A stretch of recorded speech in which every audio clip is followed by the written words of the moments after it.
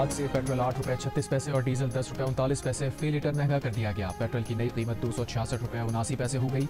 Diesel की कीमत 272 रुपये 98 पैसे फी लीटर हो गई। ज़राए के मुताबिक हुकूमत ने पेट्रोलियम मसनूआत की नई कीमतों में 2.5 रुपये कार्बन लेवी आयद की है।